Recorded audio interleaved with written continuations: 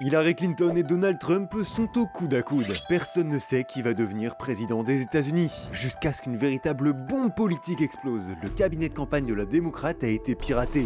Des milliers d'emails sensibles sont dévoilés. C'est le début d'une spirale infernale d'accusations et de désinformation sur fond d'influence russe. Hillary avait déjà perdu. Une génération prend conscience de la gravité des cyberattaques. Leurs conséquences peuvent faire basculer le cours de l'histoire. Et cette cyberguerre est toujours en cours. La question n'est plus de savoir si vous allez être attaqué, mais quand. Seul rempart à la menace, nos sauveurs, les chasseurs de hackers. Qui sont-ils? Avec quelles armes travaillent-ils? Et peut-on vraiment leur faire confiance? Pour lever le mystère sur ces chevaliers modernes, nous accueillons un invité un peu spécial. Epitech, l'une des écoles d'informatique les plus reconnues en France. C'est ici qu'est formée la prochaine génération de chasseurs de hackers, l'occasion idéale d'avoir leur point de vue d'expert. Pour plus d'infos sur cette école stylée, cliquez sur leur lien en description. Les cyber-chasseurs de primes. Tu peux gagner de l'argent légalement en piratant. Des primes offertes par les États ou entreprises si on trouve une vulnérabilité sur leur logiciel. Ce sont les bug bounty. Les montants peuvent être énormes. Une brèche Android, 2,5 millions de dollars de récompense. Encore faut-il être pris au sérieux. En 2013, un chercheur informatique au chômage découvre une faille dans Facebook pour poster sur le profil de n'importe qui. Il envoie un mail pour le signaler et on lui répond qu'il s'est trompé. Très bien, je vais signaler le problème à Zuckerberg lui-même. Le lendemain, sur son mur public, Mark se réveille avec un post qu'il n'a pas écrit. L'entreprise a retenu la leçon. Il récompense maintenant les meilleurs chasseurs de primes avec des cartes de crédit uniques sur lesquelles il verse des récompenses. Posséder cette carte, c'était le flex ultime dans les conférences tech. Les entreprises ont tout intérêt à leur dérouler le tapis rouge. Sinon, le chasseur pourrait faire monter les enchères sur le marché noir. Ce sont les Zero Day, ces failles informatiques encore inconnues du monde. La plus dévastatrice de l'histoire, le ver Stuxnet.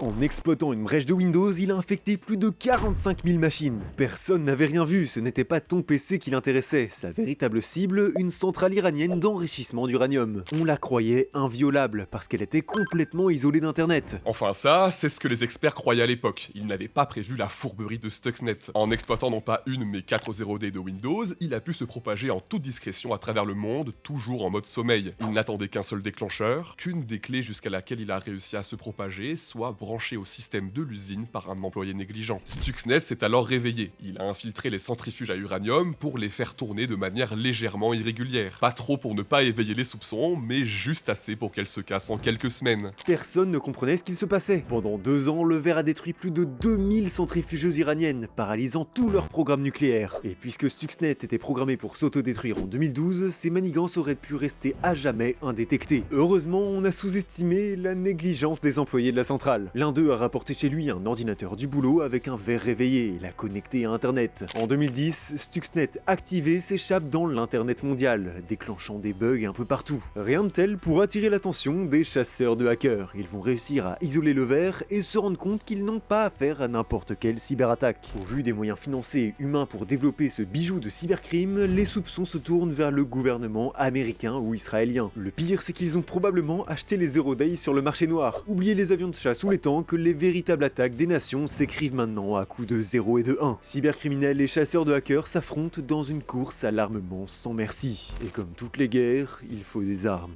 Les Sentinelles 2.0 déjouaient les cybermenaces. Tout premier rempart numérique contre ces agressions, les pare-feux. Des filtres intelligents contrôlant le trafic entrant et sortant pour empêcher les intrusions. À l'époque, vous avez peut-être connu les attaques des DOS dans les salons vocaux TeamSpeak ou Skype. Jean-Michel Hacker qui te menace d'utiliser ton adresse IP pour te couper ton internet. On appelle ça une attaque par déni de service. Il va envoyer un très grand nombre de communications à ton PC pour le noyer sous les demandes à traiter jusqu'à ce qu'il se bloque submergé. Heureusement, le firewall va détecter ces schémas de trafic suspect, comme lorsque beaucoup trop arrivent en même temps, pour bloquer les IP malveillantes et désamorcer l'attaque. C'est pour ça que ces protections sont partout, et quel que soit le réseau, à la maison ou en entreprise. Encore faut-il qu'ils soient à jour. Mais quels sont les outils des États et des grosses boîtes pour se défendre? Imagine-toi être un cyberdéfenseur et tu détectes des lenteurs inhabituelles. D'abord, je te propose de lancer une arme qu'on connaît bien à Epitech. C'est le logiciel Nmap, qui te permet de cartographier le réseau de l'entreprise en identifiant toutes les connexions actuellement ouvertes. Un peu comme si tu faisais une ronde pour vérifier que toutes les portes non gardées SSD sont bien fermés à clé. Et tiens, la console de la salle de pause est connectée à l'intranet de la boîte, là où on stocke toutes nos données internes. Bizarre, elle a rien à faire dans cette partie du réseau. Négligence ou intrusion? Pour en avoir le cœur net, on dégaine un second logiciel,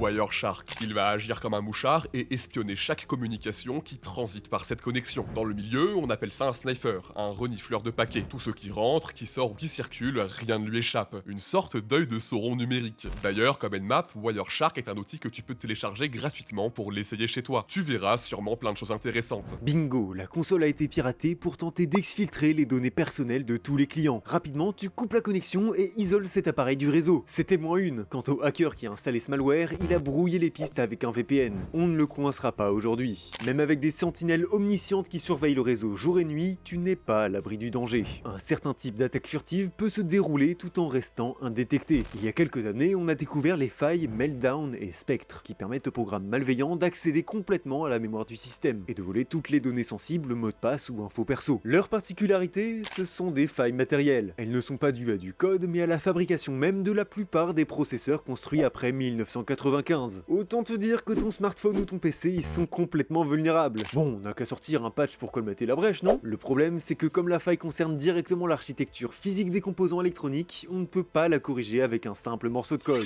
Le meilleur moyen de s'en protéger, c'est de changer complètement le processeur. Racheter un ordi, quoi. Il existe bien des correctifs, mais ils diminuent les performances de ton appareil de 30%. Pas pratique du tout. Le plus inquiétant, ces vulnérabilités sont tellement à la racine du code qu'ils ne laissent pratiquement aucune trace. Aucun log, ce qui les rend indétectables par la plupart des antivirus. On n'a donc absolument aucune idée de si des hackers ont déjà utilisé ces vulnérabilités avant qu'elles soient découvertes. Si tu as été touché ou si tu le seras à l'avenir, ouais, pas du tout flippant. La meilleure défense, c'est l'attaque. Le moyen le plus sûr d'évaluer la sécurité de ton réseau, c'est sûrement d'engager une team de hackers et de leur demander d'attaquer ton système. Rigole pas, toutes les grandes entreprises font ça. On appelle ça des pentests. Une partie de l'équipe de cybersécurité forme alors une Red Team qui va passer son temps à essayer de hacker toutes les installations de la société par n'importe quel moyen, pendant que la Blue Team essaye d'empêcher ces attaques. Ça peut parfois donner lieu à des situations cocasses. Le mois dernier, j'étais dans une entreprise où la Red Team avait réussi à prendre le contrôle des portes automatiques et avait enfermé tous les employés dans les bureaux. En apprenant à être toujours à l'affût, cet entraînement apprend aux équipes de cyberdéfense à être barricadées le jour où une vraie attaque viendra. Ces talents commencent à être très prisés dans les entreprises. Puisqu'on ne sera jamais complètement à l'abri des intrusions, les experts en cyber ont élaboré une stratégie très rusée.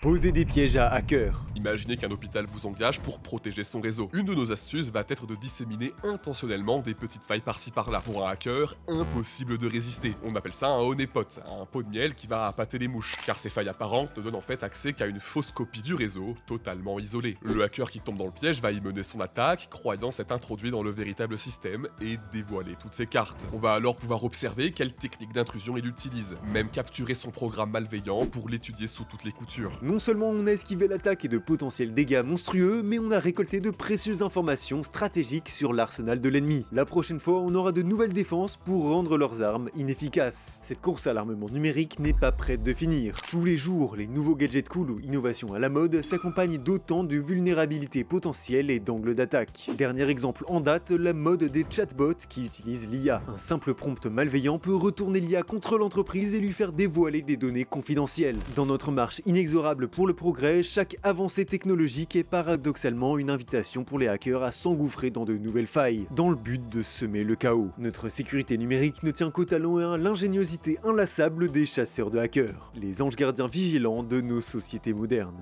Et si tu avais le potentiel de rejoindre les rangs de ces cyberprotecteurs? Cliquez sur notre lien en description pour relever le défi et obtenir plus d'informations sur Epitech. Merci d'avoir regardé la vidéo et merci à Epitech de nous avoir soutenus. N'hésitez pas à laisser le pouce bleu de l'amour et à vous abonner. Allez les amis, ciao!